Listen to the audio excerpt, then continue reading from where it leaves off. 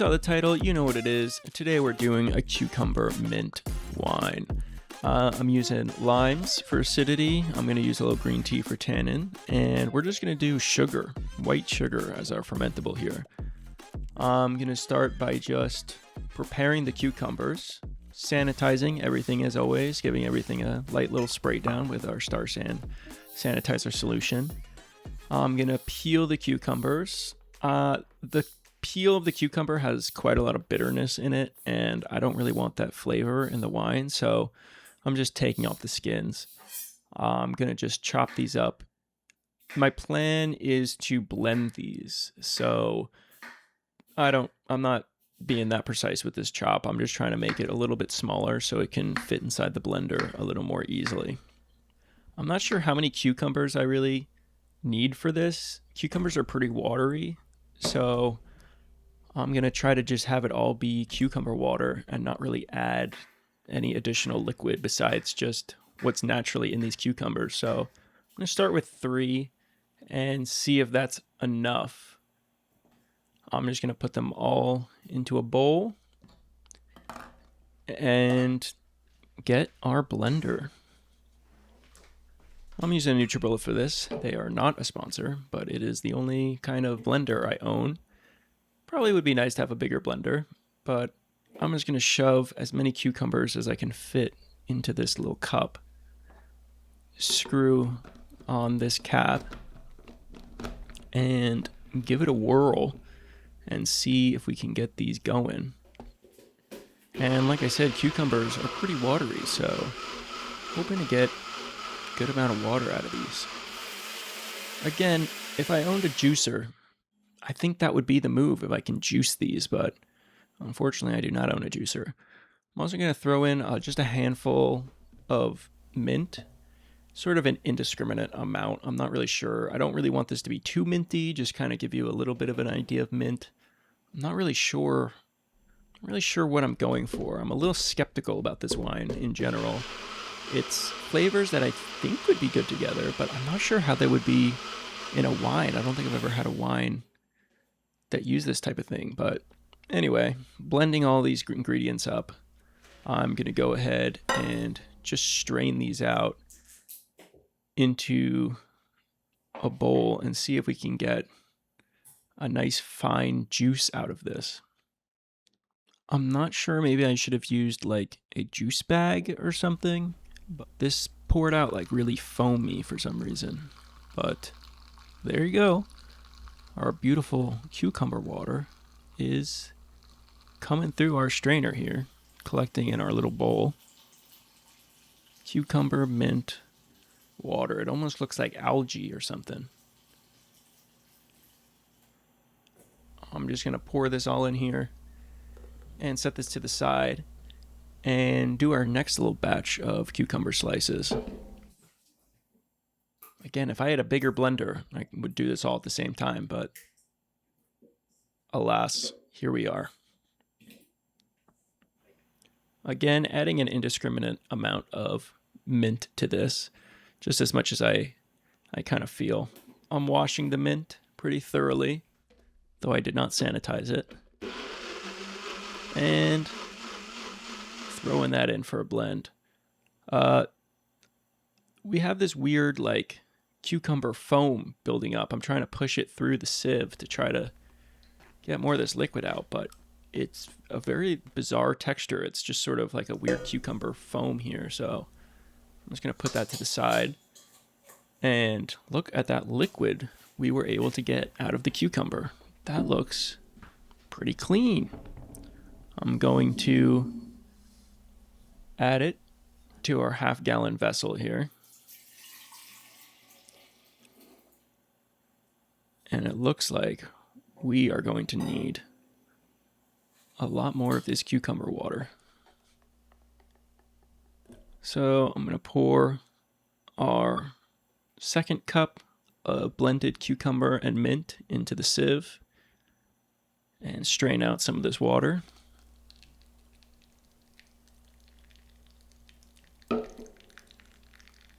I'm just trying to pull out some of like essentially just the cellulose, some of this like thicker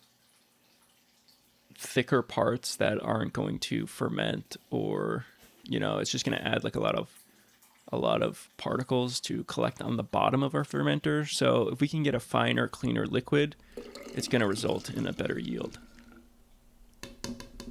After adding that, a bit of liquid, and I'm just going to set this to the side and let more of that liquid passively seep out.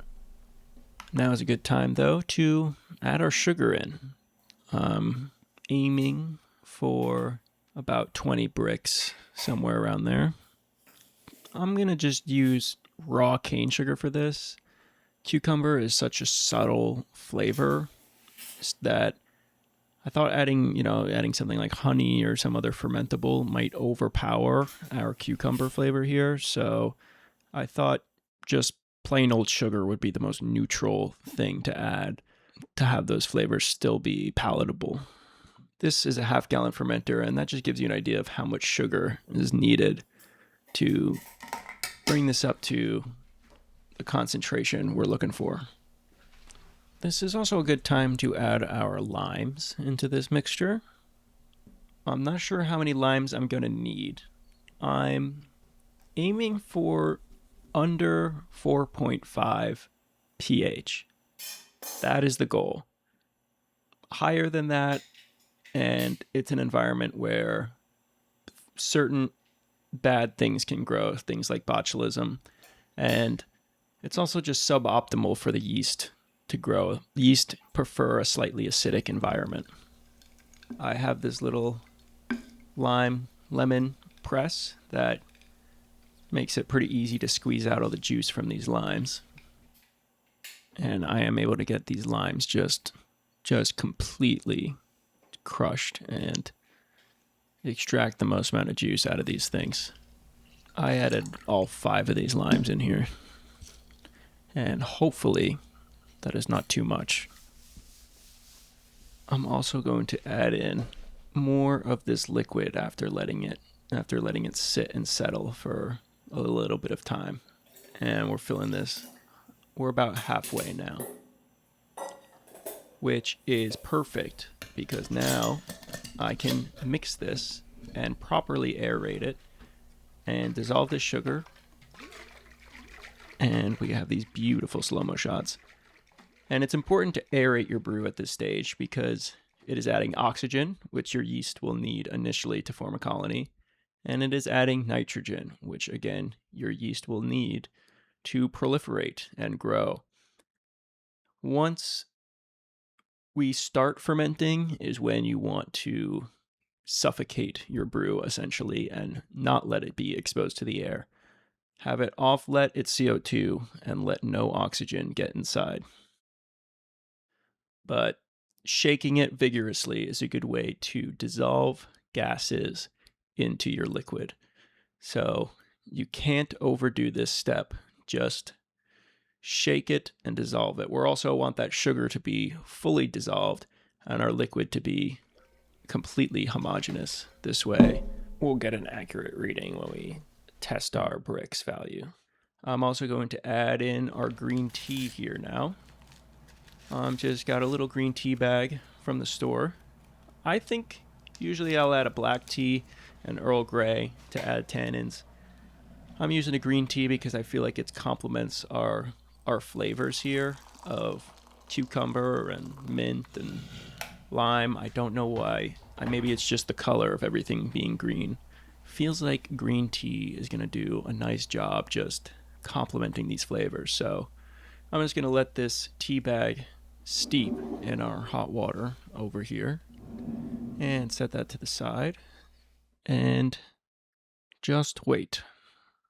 I'm going to just bounce it up and down because I realize I have nothing else to do besides just wait for this tea to be done. And after a few minutes of letting it seep, I'm going steep. Is it seep or steep? After letting it steep for a little bit, I'm going to pour in our precious green tea into our must here.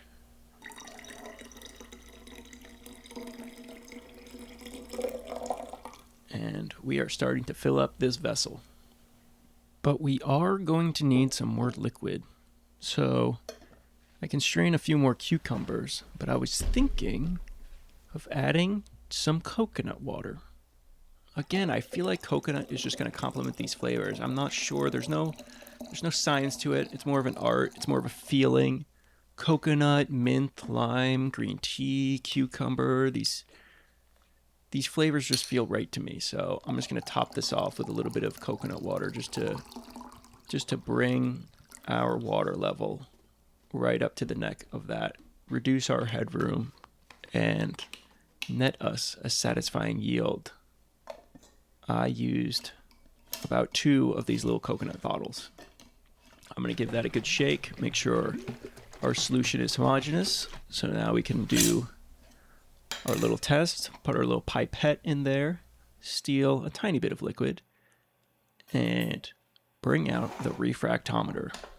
Again, you can use a hydrometer or whatever tool you got, whatever way you need. We're just after the information of how much sugar is in this solution. We are reading 19 Brix, which is slightly on the low side, but I'm not going after a high ABV. I think that will be just right for us. We're also going to test our pH, and that is sitting at about a 4, so that's perfect. I don't think we need to add anything else besides our yeast. For that, we're using a QA23, and I'm adding just under about half a packet to this little bowl, and then we're just going to throw it in. We're going to pitch our yeast, as they say in the industry, and just put our yeast basically into our fermenter. A lot of people like to bloom their yeast, like put it in a little warm water. It's a good idea if you are skeptical about the state of your yeast, because it's a good way to test if they're working. But if you're confident they're working, and I've used this yeast recently, and it's been fine, you don't really need to do that. You could just throw it right in, and it will figure it out. Also, now that our yeast is in, we have to put in an air lock. This I'm using a water lock that I'm filling up with a little bit of sanitizer solution. And boom, our cucumber, mint, coconut, lime creation is underway.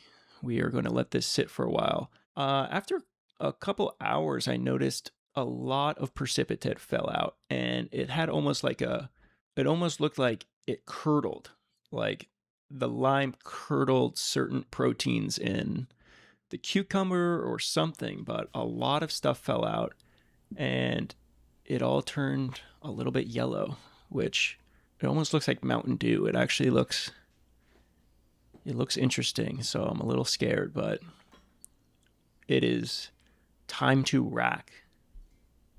I'm racking it off of all of this sediment that has fallen out and putting it into just a nice new clean vessel, which will hopefully give us a better view of what we're working with. It is still a bit cloudy, but that's okay. It's only been about 2 weeks. I'm doing my best not to suck up anything from the bottom, but you can see just the end of my autosiphon touching the least there. And as we get to the bottom of the fermenter, I'm tilting the jar a little to try to just get as much as we can out of this. And there we go. Our racked cucumber, mint, coconut, lime wine creation. Let's give it a little taste test. I'm just stealing a little bit from this jar and throwing it in this tiny glass just so I can give it a little bit of a taste. Put the lid back on that, set it aside. Off the smell, it smells pretty good, but it tastes not too good. It tastes actually better than I thought. It's very like I'm tasting the lime. I'm tasting all those notes. I'm tasting a little bit of mint, but it definitely needs sweetness. I'm just going to give it a refractometer test to see where we're at, and we're looking at 6 Brix, which means this went dry as expected. We're going to give it a little back sweetening, and for that, I'm going to back sweeten with a little bit of agave. I decided to back sweeten agave because, again, I just think that works with our palate here. Agave just feels right for cucumber, lime, mint, green tea, coconut thing here.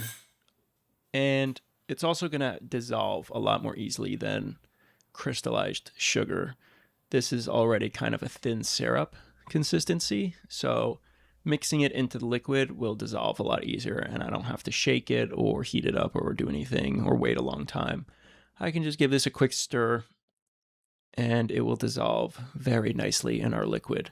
And I think the agave will give it just the right amount of sweetness and sugar and flavor profile that I think will work with this thing. And throwing it into our tiny little shot glass here, just giving it a quick little smell, quick little taste, and it is starting to be surprisingly good. I think it needs a little more sugar. I'm just going to add a little bit more here. I added 100 grams in total, but your mileage may vary. Just going to take another little taste here. It's slowly but surely starting to come to life. It's starting to taste surprisingly good. It actually tastes, to me, it tastes like a margarita. And I don't know why. It tastes like, it just has that flavor that feels like summery, beachy, like, you know, south of the border type flavor profile. I don't know where that came from, but it tastes like a margarita. So I think we're good. I'm going to pasteurize it. For that, I'm using this big pot. It's the biggest pot I own, and it's not even ideally big enough, but it fits most of this jar in here. And I'm going to fit my little sous vide in here. It's an immersion circulator heater. I'm putting in some room temperature water here. Don't be deceived by the kettle. It is not hot water. Be careful putting super hot water right onto glass. You might give it thermal shock and explode your vessel here. So this is room temperature water. I'm putting in a sous vide, and I'm going to slowly bring it up to temperature. And we're trying to bring it up to 140 degrees Fahrenheit and leave it there for 20 minutes and make sure the internal temperature is at 140. The internal temperature of your wine, not the temperature of the surrounding liquid. Leave it there for 20 minutes, and we are now fully pasteurized and ready to bottle.